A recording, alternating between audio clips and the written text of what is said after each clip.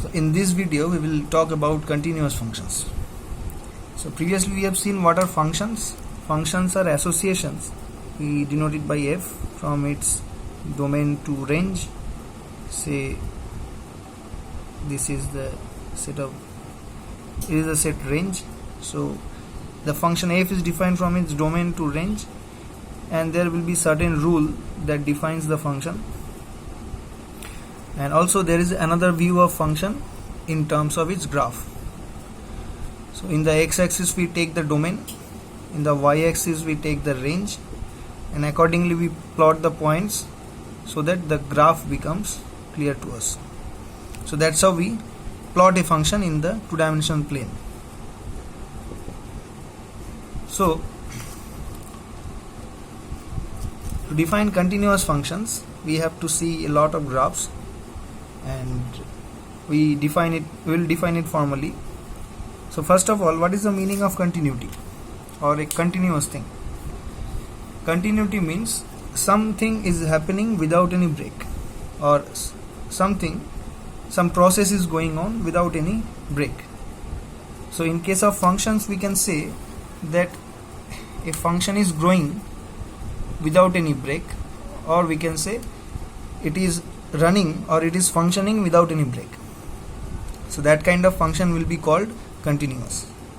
So here we can say this function is continuous because it is increasing without any break.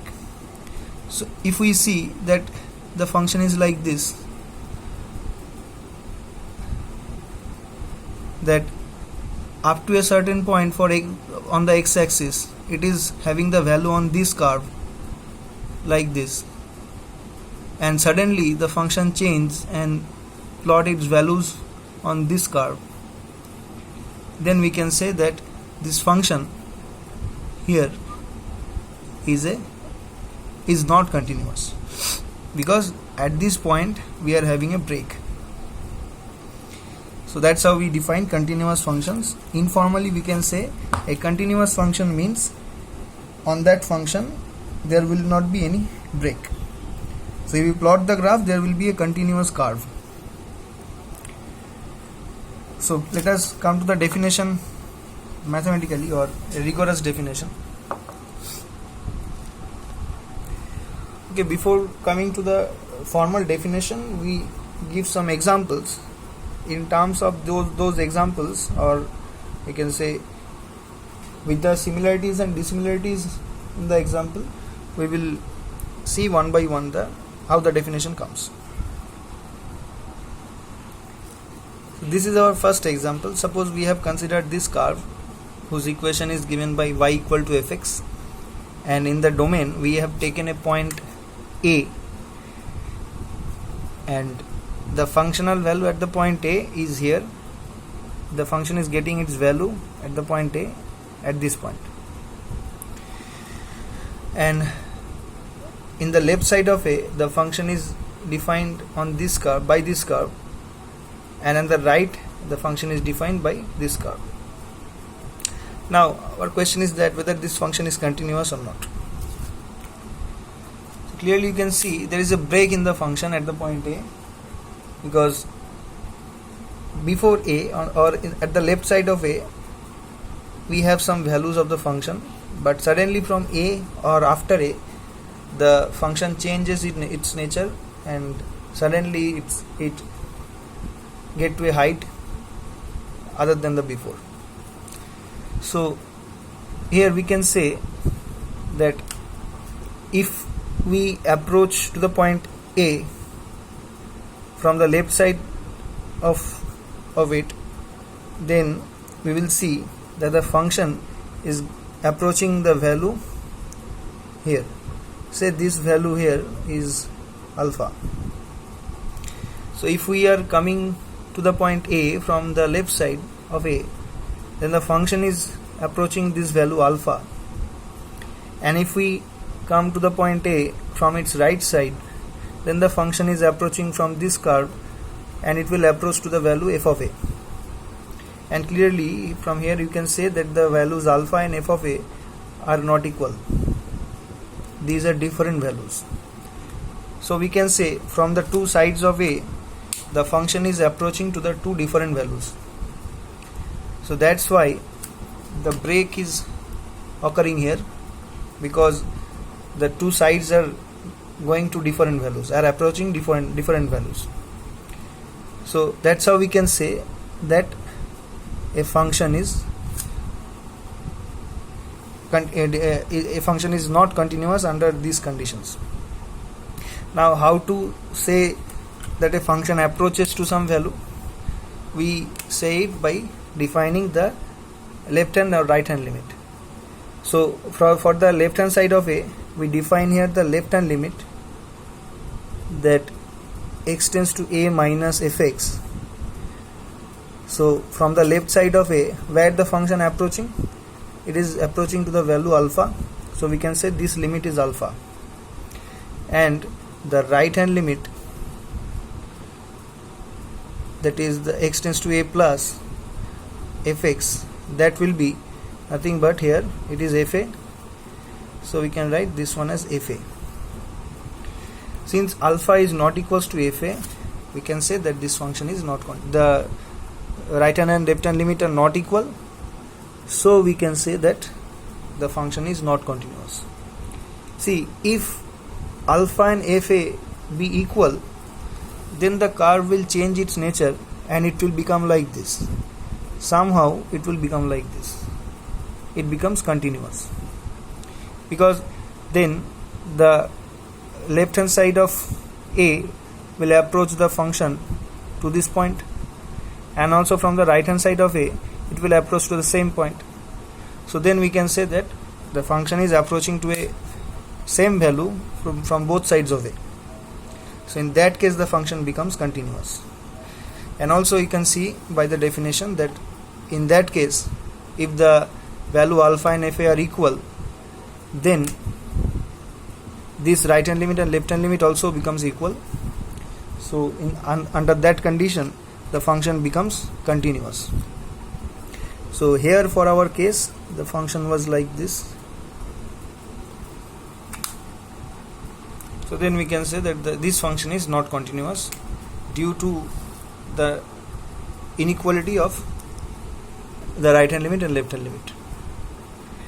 Okay, so let us come to the next example. So let us define this function by this curve, that the function is y equal to fx. At the point a, it is having a breakpoint, because this symbol means that the function is not having the value at this point, it is having the value here. So in the right of the function, in the left of the function is defined here on this curve. In the right of the function is defined here on this curve. But at the point a, the function is not here, it is defined at this point. That's why it is fa, this height is fa, and this height where this break is occurring is alpha. So that's how the function is defined. So clearly you can see that this function is also not continuous. Why? Because the same argument goes also here, that from the left hand side the function is approaching the value alpha, from the right hand side the function is also approaching the value alpha, so there is no problem. But at the point a, the function is having a problem. It is having the value f of a, and that is at this height. So again the problem is that there is a break at the point a. If f of a is equal to alpha, then the function becomes clearly continuous, because this point then will be here, and then we can see the curve becomes continuous. But here, since this is defined so that at the point a the function is having the value at a different place, so it becomes discontinuous. Again there is a break at the point a. So we can say if we approach the point a from its left, then the function approaches the value alpha. If we approach the point a from its right, then also the function approaches the value alpha. But at the point A the function is not having the value alpha, it is having the value fa, which is different from alpha. So for the left side we can write this left hand limit, and this is alpha because it approaches alpha. Similarly we can also write that alpha is equal to the right hand limit. So these are equal, no problem, but this is not equals to the value fa at the point A. So that's how this kind of discontinuity is occurring here. So we can see that under these two conditions a function becomes discontinuous. One is that if the right hand limit is not equals to the left hand limit, and the second one is if the right hand limit and left hand limit are equal but it is not equal to the value at the functional value at the point A. So from these two examples, okay, let us consider another example that will be continuous. Okay, this is our third example, and in this also we take a point A from its domain, and now see at the point A the function is having the value fa, and clearly from the graph the function is continuous. So you can see now if we approach the point A from its left, then the graph approaches the value fa from the left, and also if we approach the value A from its right, then the graph is approaching the value fa from the right, and also at the point A the function is having the value f of a. So here we can write that the left hand limit is fa and also the right hand limit is fa. So from here we can see that this condition is satisfying and also the function is continuous. So this condition we take as the definition of continuous functions. So the difference between these two graphs are clear, that here there was the right hand limit and left hand limit are becoming equal, but it was different from the functional value at the point A. That's how the discontinuity was occurring. And also in a previous example we have seen that if we define the graph like this,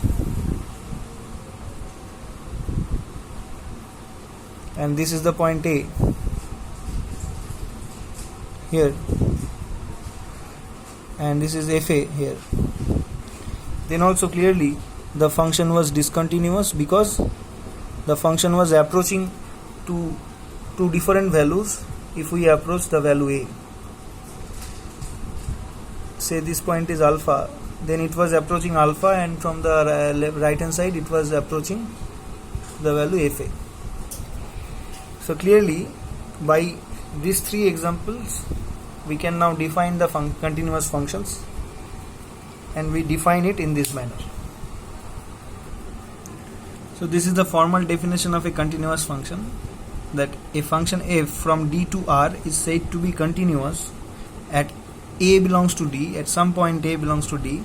This IFF means if and only if, means, okay, I will tell it later. So a function f from D to R is said to be continuous at the point A belongs to D if and only if limit extends to A minus, means the left hand limit of the function fx is equal to the right hand limit of the function fx, both at the point A, is equal to the functional value at the point A.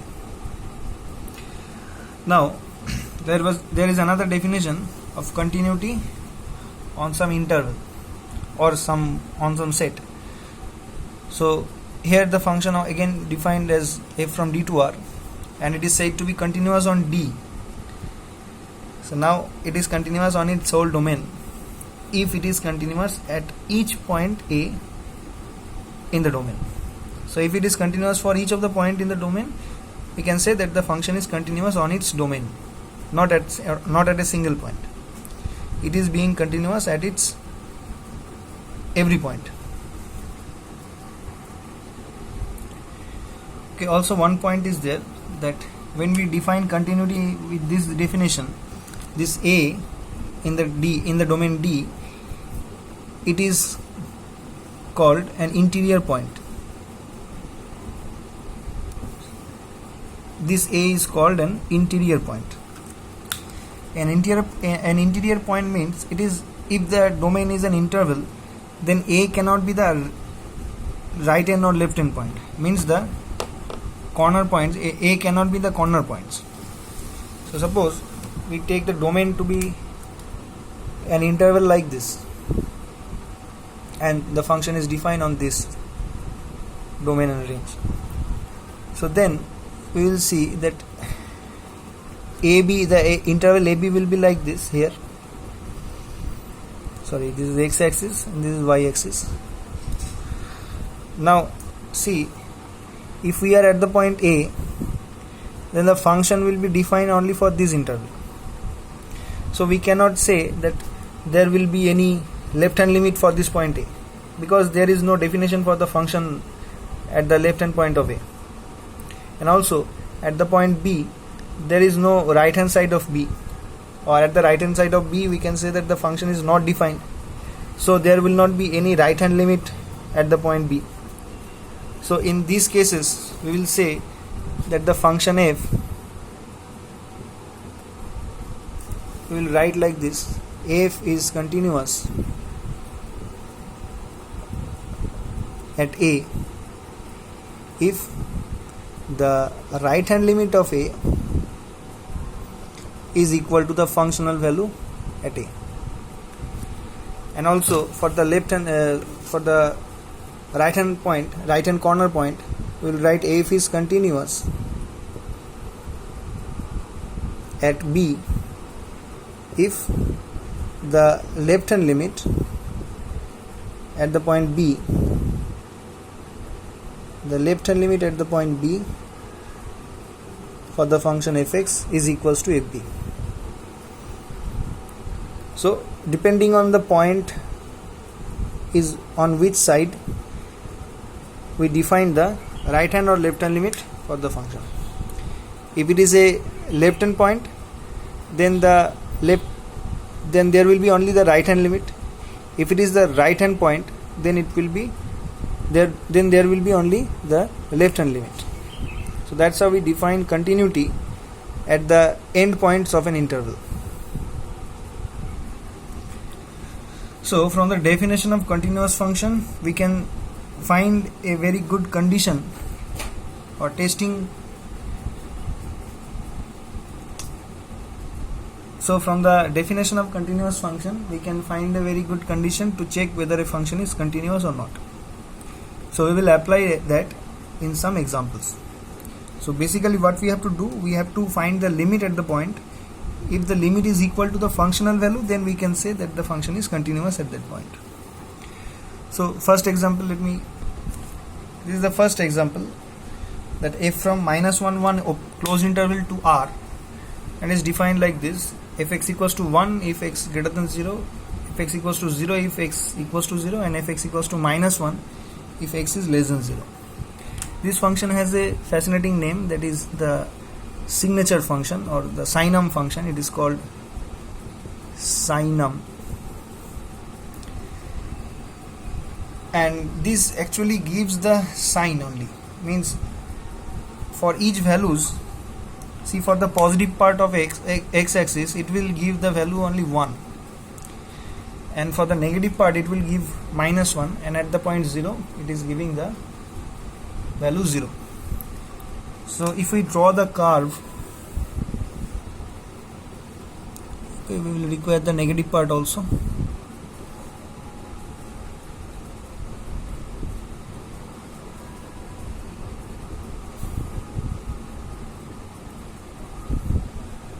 Suppose we are taking -1 here. Let us first draw the curve, then we will put the points. So for x greater than 0, we plot the function like this. This open bracket like thing is to note that it is getting the value 1 for the positive part only, not at the point 0. Similarly, for the negative part it is getting the value -1. So this point is -1, this point is +1, and at the point 0 the function is getting the value 0. So clearly you can see that there is a break in the function at the point 0. So let us find the right and left hand limit at the point 0. So clearly from the graph we can see that if the function is approaching 0, then the function is getting the value approaching to the point -1. So clearly from the graph we can see if x approaching to the point 0, then the function is approaching to the point -1 from the left. If x approaches to the value 0 from its right, then the function approaches to the value 1 from the right. So here we can write the left hand limit at 0 is -1, the right hand limit at the point 0 is +1, and the functional value at the point 0 is 0. So all the three values are different. So we can say that the function is not continuous. And there is another name for not continuous function, they are called discontinuous. So the function is discontinuous at x equals to 0. And for the rest of the values, see from the graph, it is everywhere continuous, because if you take any value other than 0, then for that value, say a, the function is approaching. If a is at the positive part of x-axis, then the function will approach anyhow to the point 1.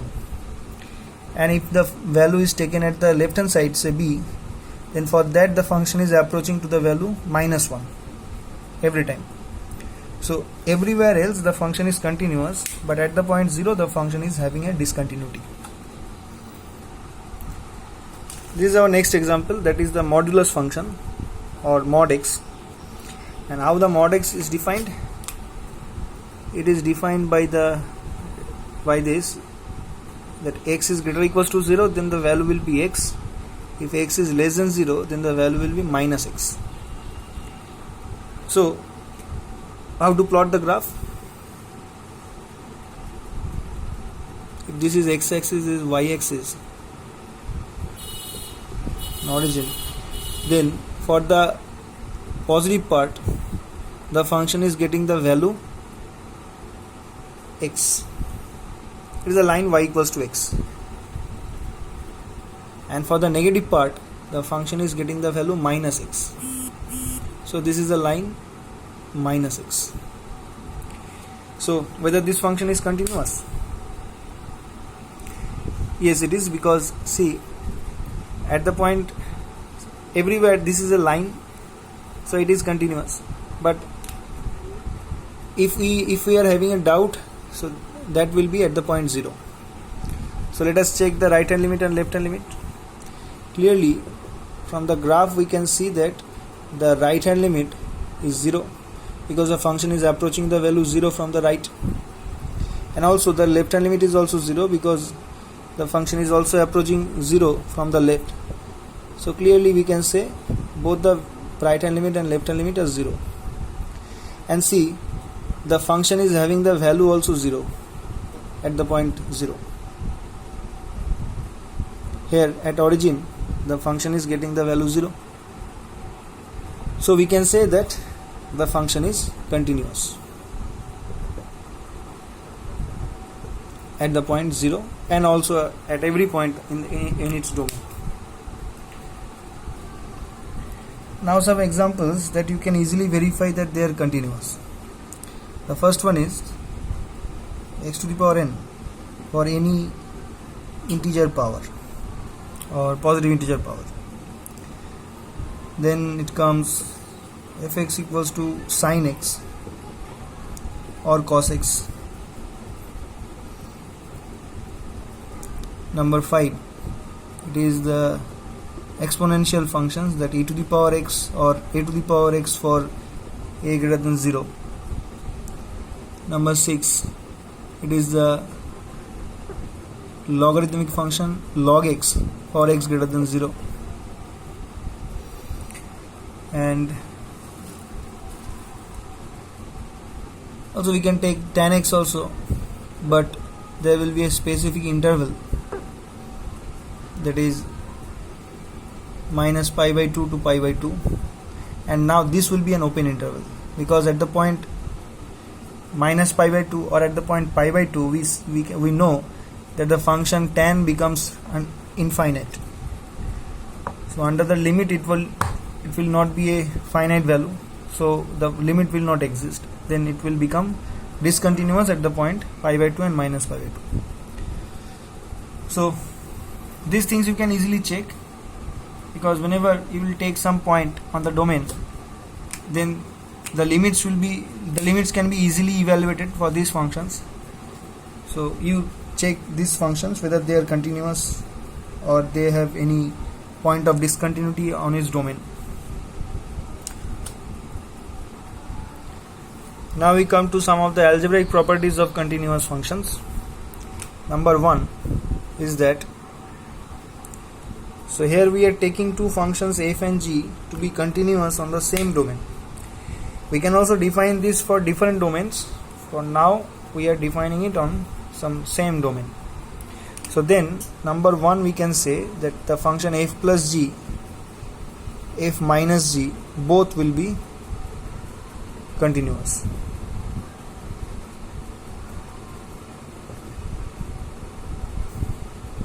On its domain.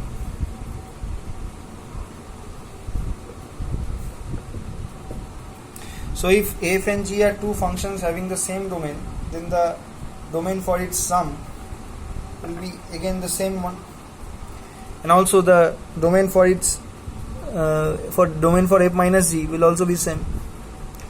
Now the next one is saying that fg will also be continuous, and also if we multiply any of the functions by a constant value c, where c is a constant real number, then these two functions will also be continuous.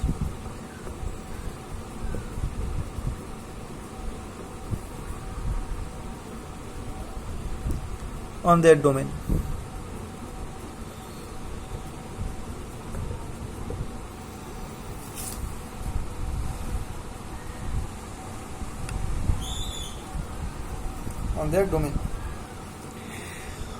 Number 3, the modulus function mod f is also continuous.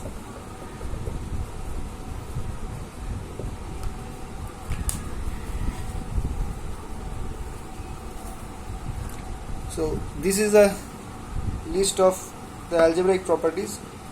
The first one is that the function f plus g and f minus g will be continuous on its domain. Number 2, that if f and g are two functions, then their product will be continuous, and also their scalar multiplication, that is multiplication by a constant number, will also be continuous. Number 3 is that the modulus of f will be continuous. And number 4 is that if f and g are two functions, then the quotient of this, that is f by g, is also continuous on the domain, provided gx will be not equals to 0 on this domain. If it becomes 0, then the ratio becomes undefined. So that these are the algebraic properties of continuous functions.